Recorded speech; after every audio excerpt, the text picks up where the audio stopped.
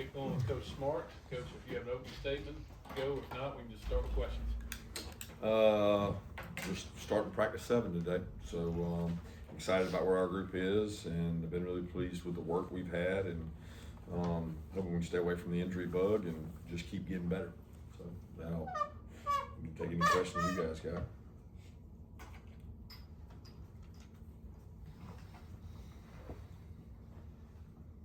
How's Gunner progressing? How's his knee? We saw him with a sleeve on. Can you give us an update on Gunner's knee? Yep, he's great. He's practicing.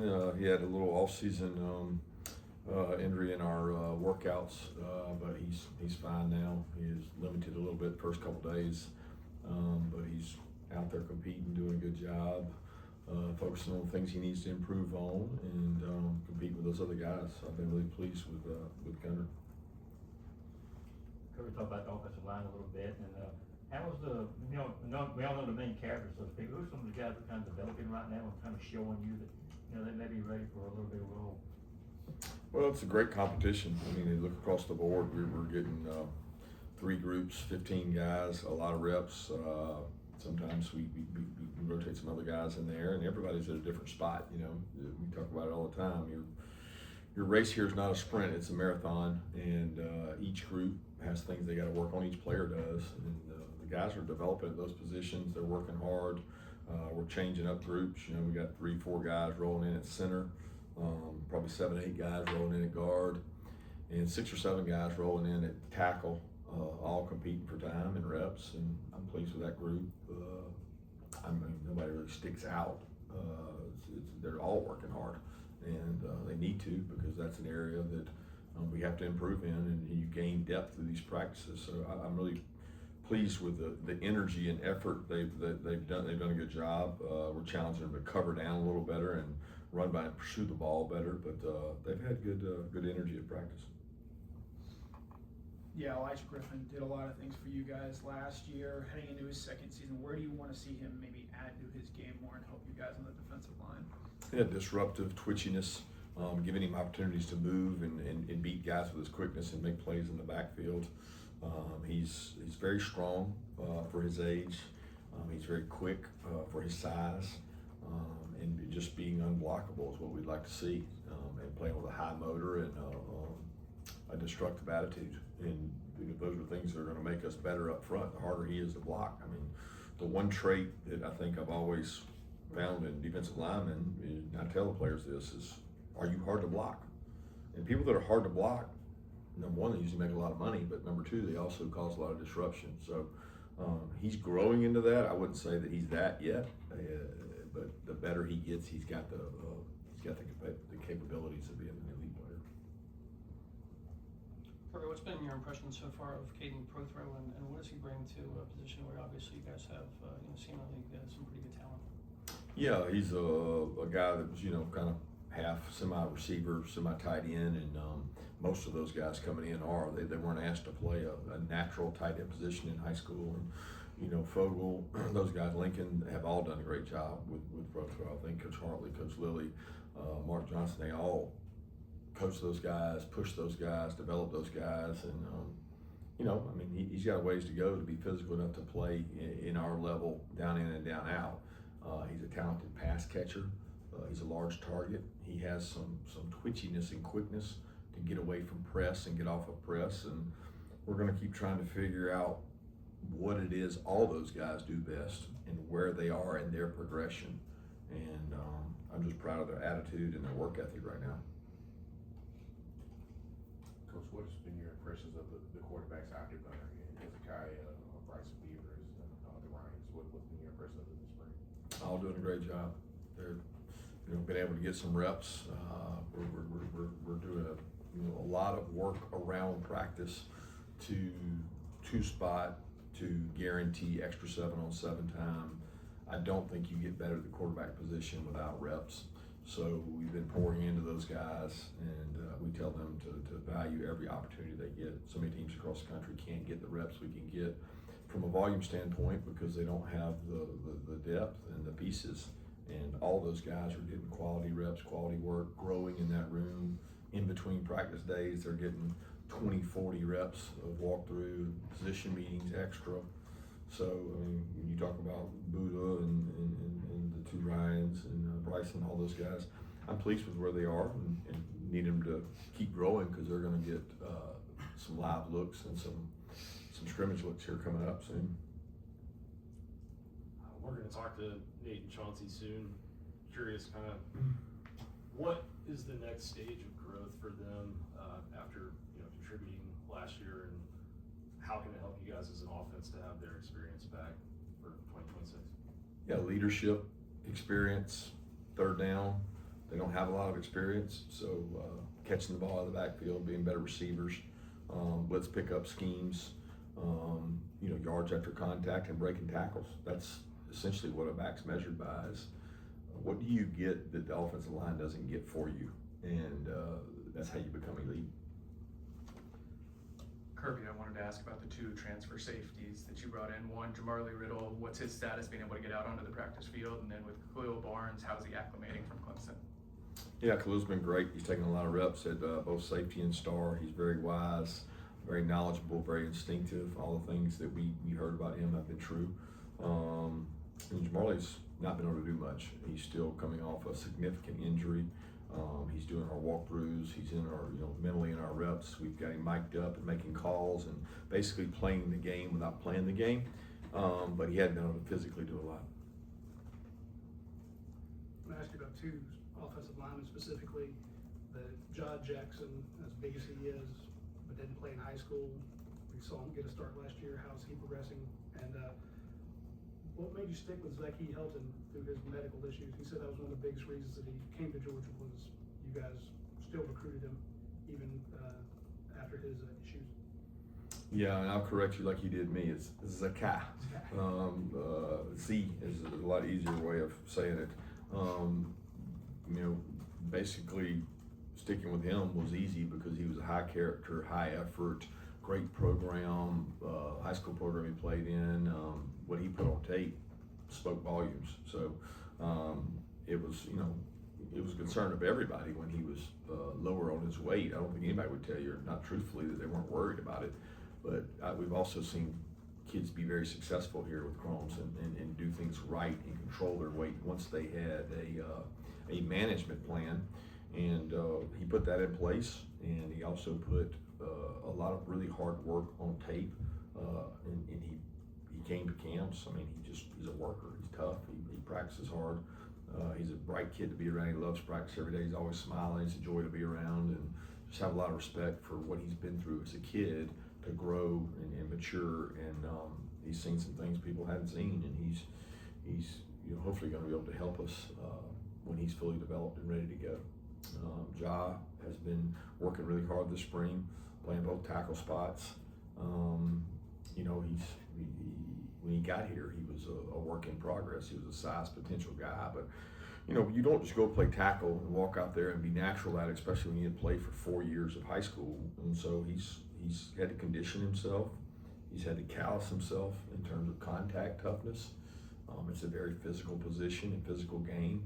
And then knowledge and understanding our scheme and where his help is. He's gotten better at that. So he's improving every day and needs to continue to improve to get us where we want to go.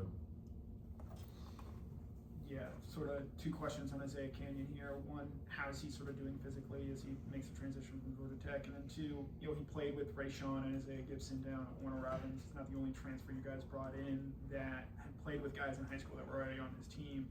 Is that something that helps them, having that background with guys already on his team, not just with the connection aspects, but also the acclimation to life here at Georgia?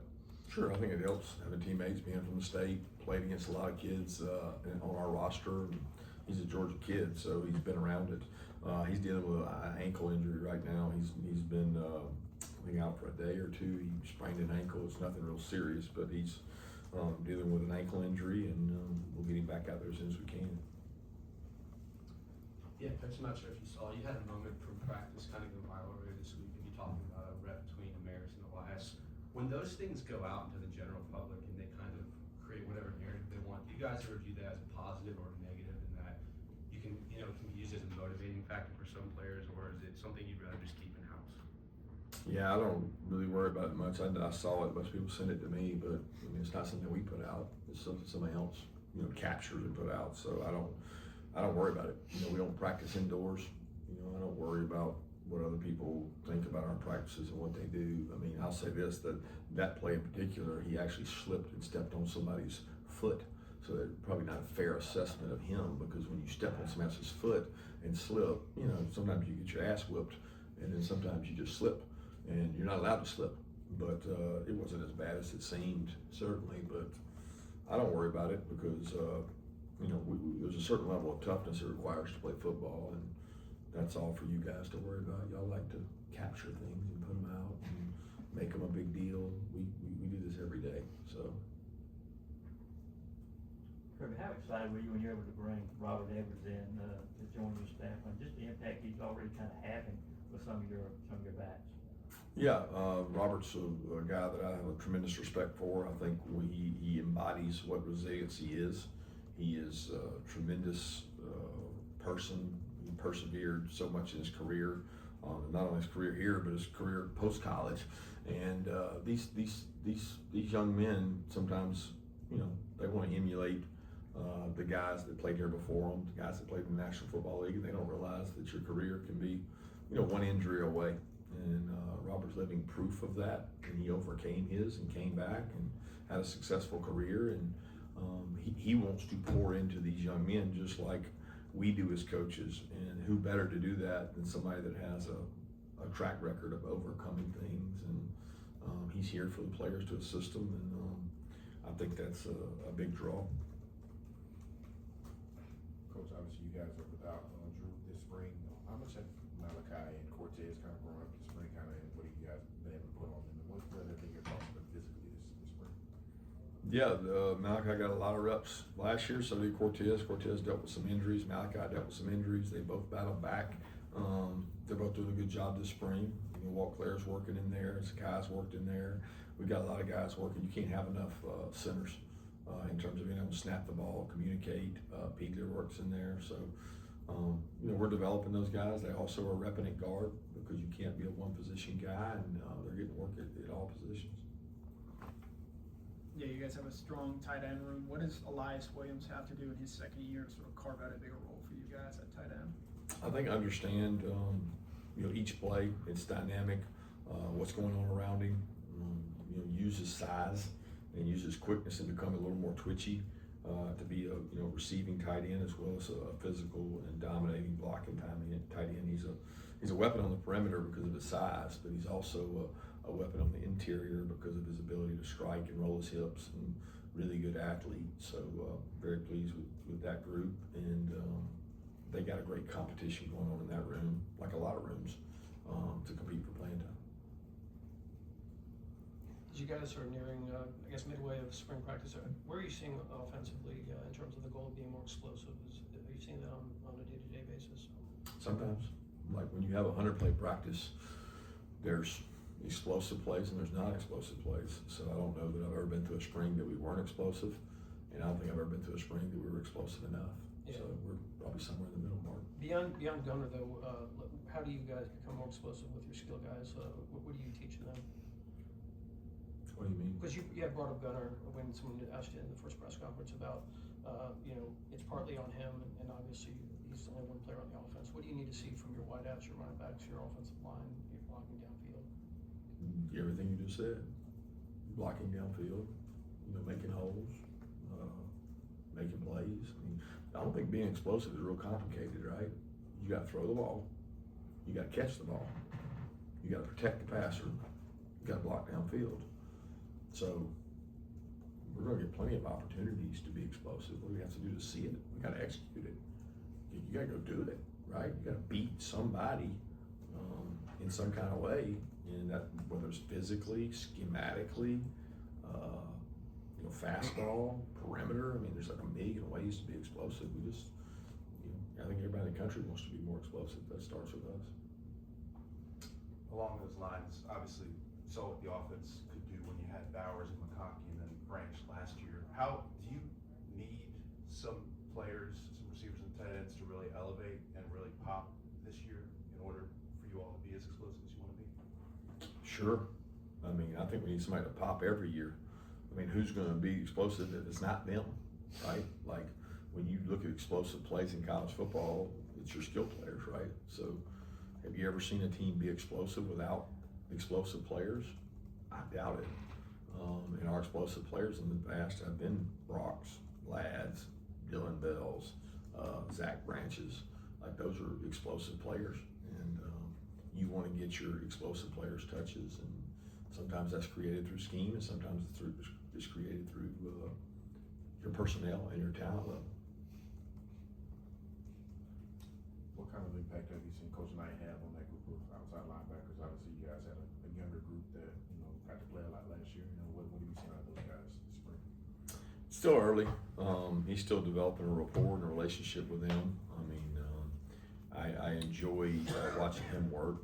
He's one of those guys that throw the cleats on. He'll go out there and compete with them and teach them, and very technical in his process of the way he teaches. I still think he's still getting comfortable with those guys, because that's not a relationship that you just earn overnight.